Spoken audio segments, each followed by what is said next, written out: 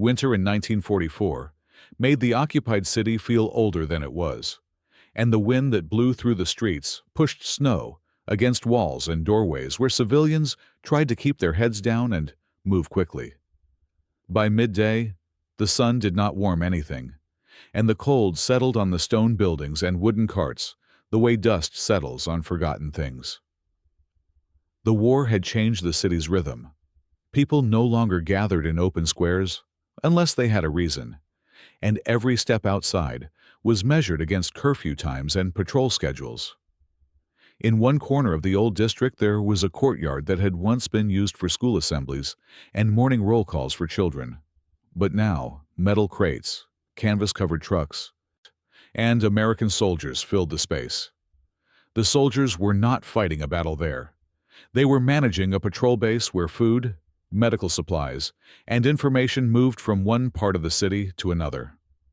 Rifle straps hung from hooks on the trucks, helmets were lined on benches, and maps were pinned to boards that leaned against the old school walls.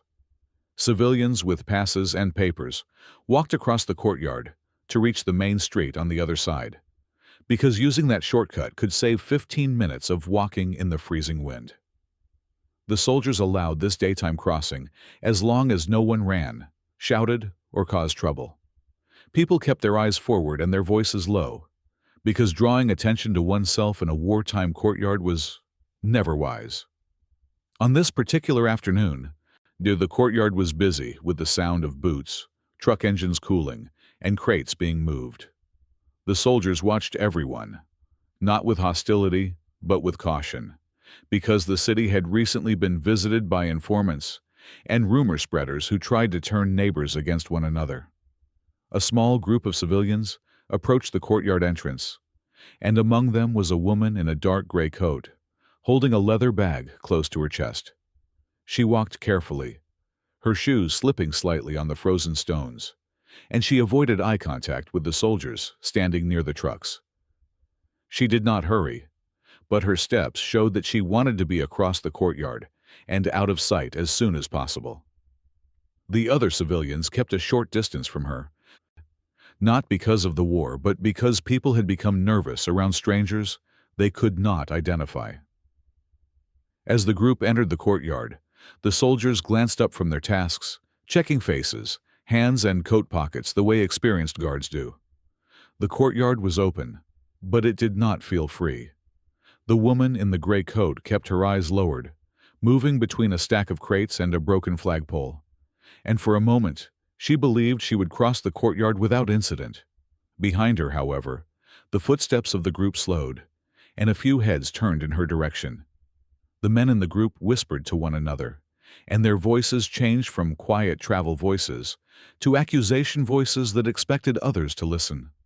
The courtyard had seen fear before: fear of air raids, fear of curfew, the fear of patrol inspections. But fear caused by rumor could spread even faster because it did not need proof. Snow dust blew across the stones as the group approached the center of the open yard, and the soldiers turned their attention toward the voices.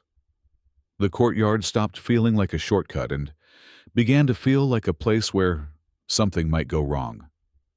The woman in the gray coat sensed the change, but by the time she turned her head slightly to look back, the whispers were no longer whispers. They were beginning to form the first words of an accusation that would not stay small for long. The first loud voice did not come from anger, but from certainty. The kind of certainty people develop during war, when they believe they can recognize danger faster than officials can. A middle-aged man pointed at the woman in the gray coat and shouted that she had been seen speaking with enemy soldiers months earlier outside a warehouse. His voice carried across the courtyard and bounced off the walls of the old school building, and the sound made everyone stop walking.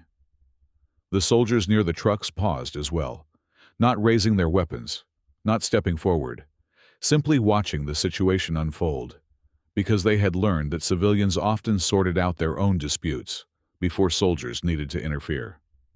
The woman in the gray coat tried to keep walking toward the far gate, but the crowd shifted around her, and some people blocked her path without touching her.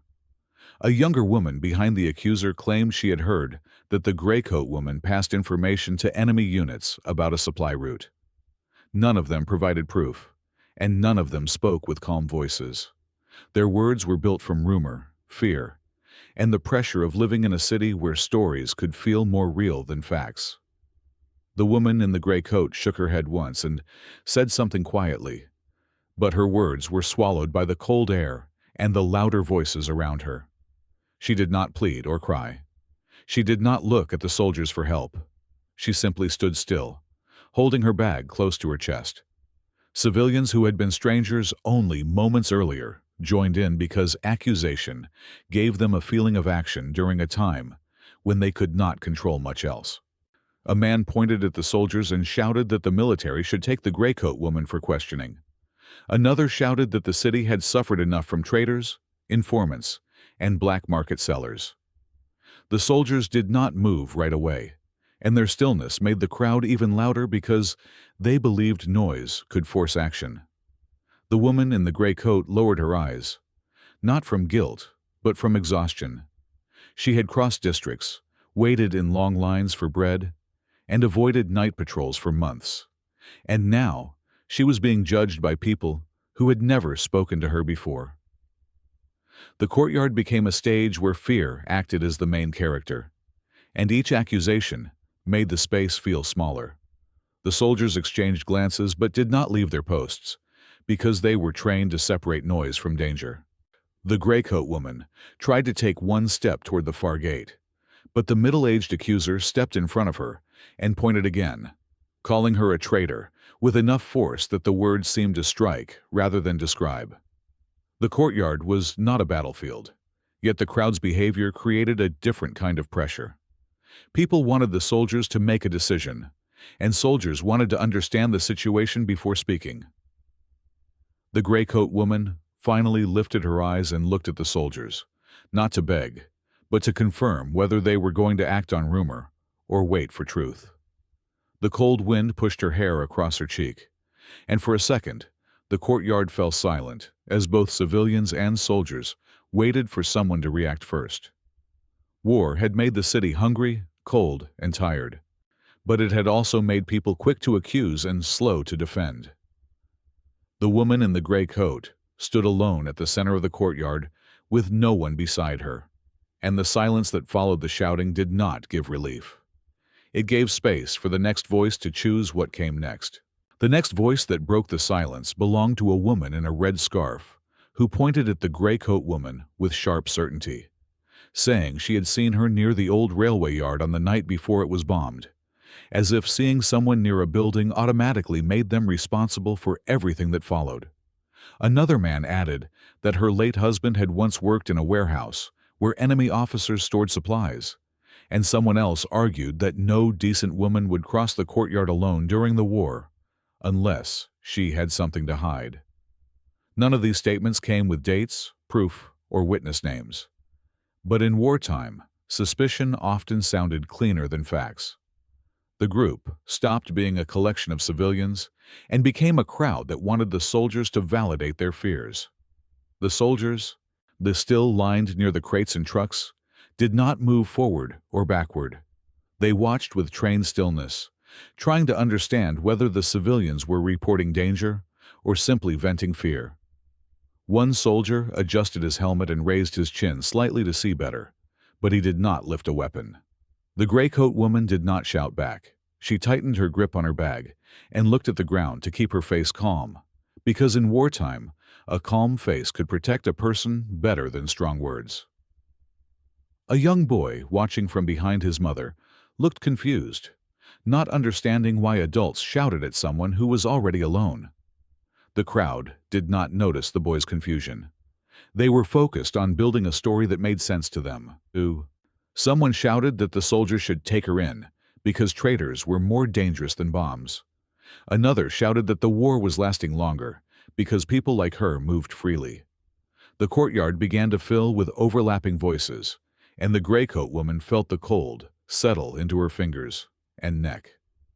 The crowd formed a circle without meaning to, leaving the woman in the center, not by ropes or guards but by accusation. The soldiers glanced at one another again, the way trained men do when deciding whether to intervene. One soldier whispered to another that the crowd might be confusing rumor with fact again, because similar situations had happened the week before. But whispering did not stop civilians from shouting. The woman in the gray coat finally spoke in a quiet voice, saying she had done nothing wrong and was only trying to cross to the other street to reach the bakery before curfew. Her explanation did not break the crowd's certainty. People shook their heads and continued pointing at her. Accusations grew taller, and her few words fell to the stones at her feet. The soldiers did not interrupt, because interrupting too early could make civilians think the army was protecting the enemy. Yet waiting too long could allow fear to become punishment. The gray coat woman's breath became visible in the cold air, and she looked up at the sky for a moment, as if checking whether the daylight was strong enough to keep the situation from turning darker. Rumor had made her dangerous without evidence, and now the courtyard expected someone else to decide whether she would leave as a civilian or be taken as a threat. In wartime, guilt sometimes traveled faster than proof, and no one in the courtyard wanted to be the one who defended the accused in front of soldiers with rifles and cold expressions. The woman stood alone with her bag pressed to her chest, and though no one had touched her, the accusations had pushed her farther away from safety than any locked door could have done. At the edge of the courtyard, an American Ranger team had been unloading crates of medical bandages and powdered milk for the field hospital across the street, and their sergeant, a tall man with a dust-colored uniform jacket and a calm posture, heard the shouting rise above the clatter of wooden crates. He turned his head just enough to see the crowd tightening around a single woman, their hands raised not to strike, but to point, as if pointing alone could pass judgment. He did not move at first. He listened. Soldiers trained in war zones did not rush into every loud situation, because sometimes noise came from fear, and sometimes from real danger, and the two often looked the same until examined more closely. The sergeant noticed that no one in the crowd mentioned dates, evidence, or witness names. They only said she must be something, or probably was something, or looked like someone who belonged to the enemy. He recognized that pattern from other towns, because rumor traveled faster than bulletins, and civilians in war sometimes built explanations for suffering by blaming the nearest person who did not fit neatly inside the safe circle. The sergeant's second observation came from the soldiers near the trucks.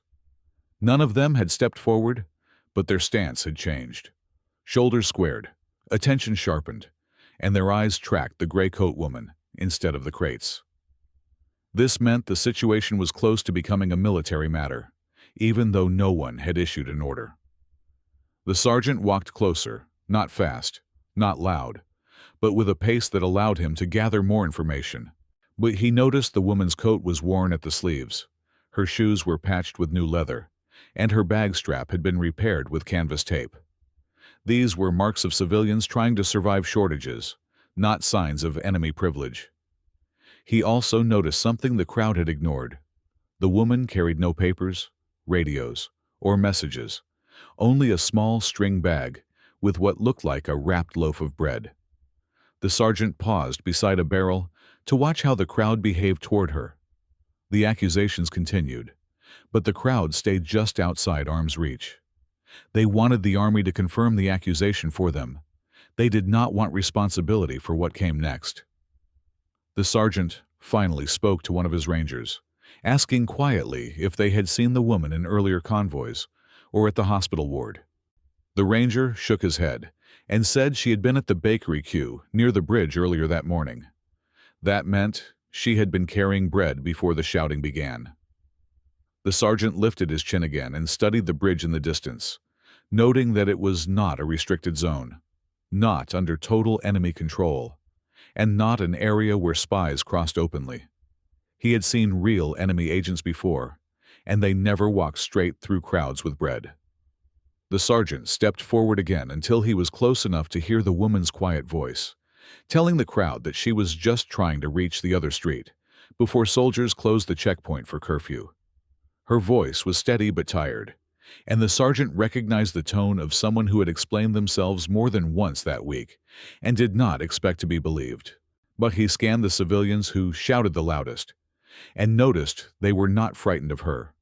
They were frightened of the war, the shortages, and the new foreign uniforms.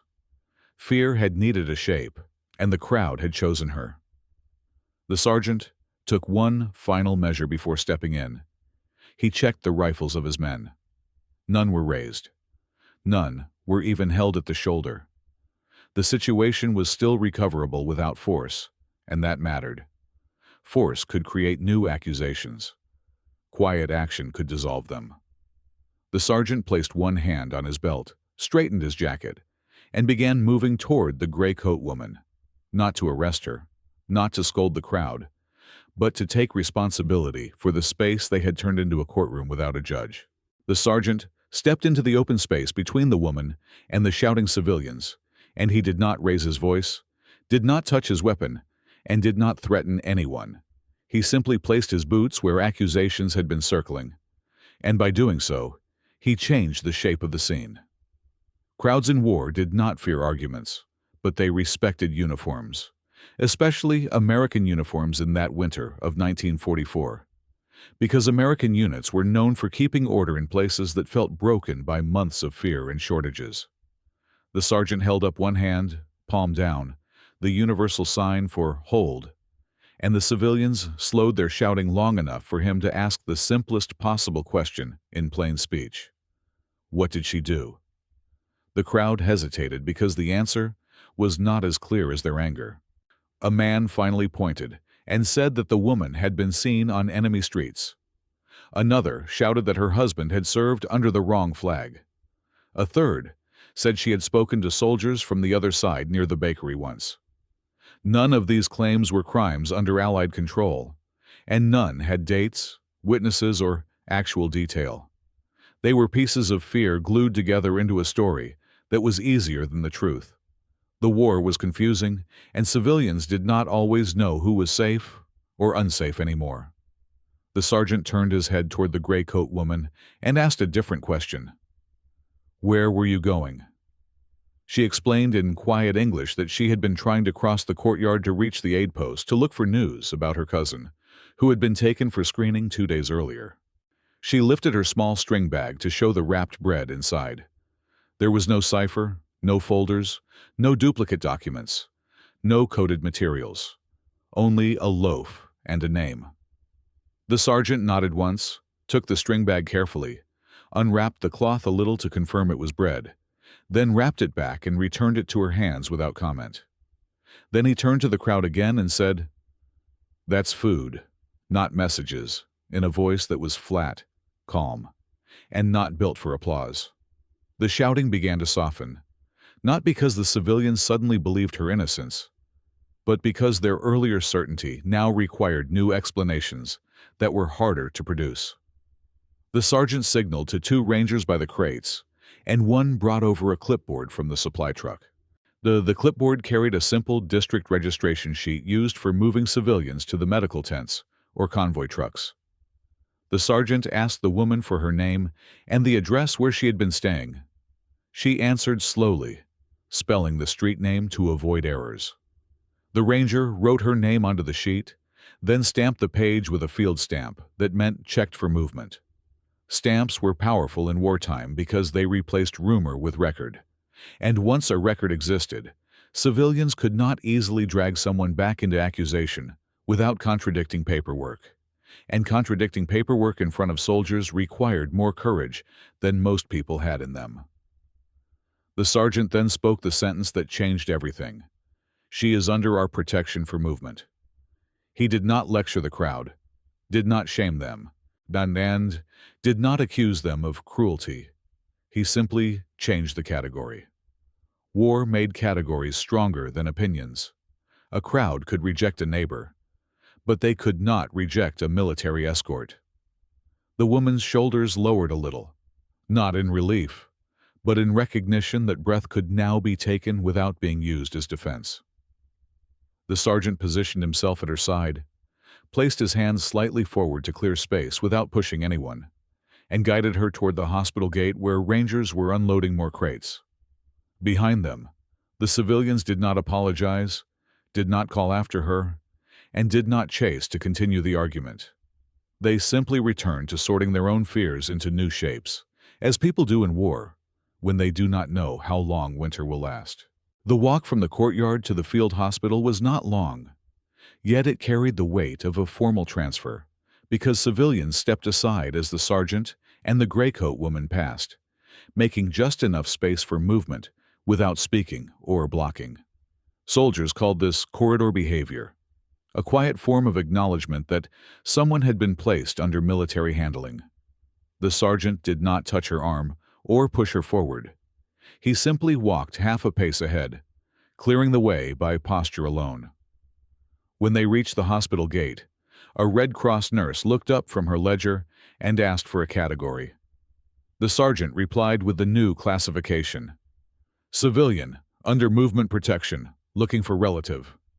Nurses in wartime relied on categories the way quartermasters relied on inventory, because categories prevented chaos and made sure beds, blankets, and bread were given out in fair sequence. The nurse nodded and pulled a cloth tag from a basket, tying it to the woman's bag handle. The tag was marked with a color stripe that meant the woman could wait inside the hospital courtyard instead of outside on the street. Inside the yard, cots lined the long wall of the school building that had been turned into an aid post. Soldiers carried crates of medical gauze. Children sat on blankets near a small stove. And a clerk wrote down names of civilians who were searching for relatives. The sergeant guided the woman to the clerk's desk, but he did not speak for her. Dignity required that civilians speak for themselves when safe to do so. She gave her cousin's name and the last district where he had been seen. The clerk checked a list and said the cousin had been screened at the aid post 2 days earlier, but had been moved to the holding tents across the river. The news did not confirm safety, but it confirmed movement, and movement meant the cousin was still in the system. The woman nodded once, not because the news was good, but because it was real, and real news was better than rumor pretending to be truth. The clerk wrote her name next to the cousin's entry and added the word present, meaning she could be notified if his location changed. The sergeant waited until the notes were complete, then asked if the woman had any place to sleep before curfew. She lowered her gaze and admitted she had been staying in a cellar that no longer had permission for overnight civilians. In wartime, curfew violations could lead to detention, not for punishment, but to prevent civilians from wandering into zones that were not yet cleared. The sergeant walked to the hospital coordinator, a middle-aged officer with a clipboard full of billets. After a brief exchange, the coordinator stamped an empty billet form and assigned the woman to a temporary bed space in Classroom B, where school desks had been stacked in corners and blankets had been laid out on wooden floors in rows. The billet allowed her to remain within the protected perimeter overnight and receive bread and soup from the hospital kitchen. The sergeant handed her the billet paper, explaining in slow, clear words that the billet made her presence legitimate under Allied rules, which meant no patrol or checkpoint could remove her or accuse her of trespassing. The woman folded the billet and tucked it inside her coat. Soldiers nearby resumed unloading crates, and the courtyard's movements returned to routine. Paper entered ledgers, blankets were issued, and nurses called names from their lists. The sergeant checked his watch and prepared to return to the supply trucks, but not before making sure the woman understood where the food line began and where the sleeping area was located. He pointed once, gave the smallest nod, and then stepped away, leaving her not with speeches or comfort, but with structure and permission to exist within safety. The hospital classroom that served as the billet was warmer than the courtyard, not because it had strong heat, but because the walls kept out the winter wind, and inside the room, blankets were folded at neat intervals across the wooden floor. The woman entered with her small bag and the cloth tag still tied to the handle, and the other civilians glanced at her only briefly before returning to their own quiet tasks of sorting belongings, eating small rations, or resting their backs against stacked school desks. No one asked where she had been shouted at, and no one tried to guess what her surname meant or on which side her husband had once been registered. In that room, categories were defined by billet papers and tags, not rumor. A nurse walked through carrying a tray of tin cups filled with weak broth and handed one to each person. When the nurse reached the woman, she checked the cloth tag to confirm the category and then placed the cup in her hands with a nod. It was not applause. It was not sympathy. And it was not pity. It was recognition of status, and recognition carried weight in wartime, because it meant the holder belonged somewhere under rules that could be understood. The woman sat near a wall, placed her bag at her side, and took careful sips so the broth would last longer. Her shoulders, which had been tight all afternoon, finally lowered enough for her to breathe, without listening for someone to call her a traitor again. After some time, the sergeant returned to the doorway with a small clipboard under his arm. He did not enter fully. Billet rooms were civilian space unless military assistance was required. But he called the woman's name in a clear, even tone. She stood and approached, and he held up a small brown card stamped with Allied marking ink. He told her slowly that the card confirmed she was registered as civilian under Allied protection for movement and notification, which meant she could cross certain checkpoints without being questioned by local mobs or patrol units. She accepted the card with both hands, not out of ceremony, but because papers were the closest thing to safety in a city that no longer understood safety as a natural right. The sergeant then informed her that her cousin had been located in the holding tents across the river, and that she could visit the fence line during afternoon hours if she wished. He pointed to the clock on the wall and explained the visiting time in practical terms, but then added that her billet would remain valid until new instructions arrived. The woman nodded, pressing the brown card flat against the front of her coat, as if to make sure it stayed real. When she asked if she could thank him, the sergeant shook his head once and said quietly that the protection was procedure, not a favor. Procedure was the highest form of dignity available during wartime because it meant she did not owe him a debt and did not have to perform gratitude to remain safe. She was covered by rule, not lucky exception. The sergeant checked the billet roster one more time, then left through the corridor to return to the trucks. The woman walked back to her place and set the brown card beside her blanket where she could see it.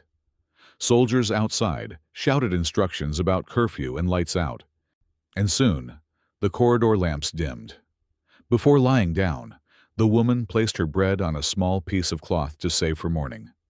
There were no speeches, no proud crowds, and no dramatic celebration, only a room of civilians preparing for sleep under the authority of proper paperwork instead of rumor. And in that difference, her dignity returned, not loudly but steadily, like winter days stretching into spring without needing applause.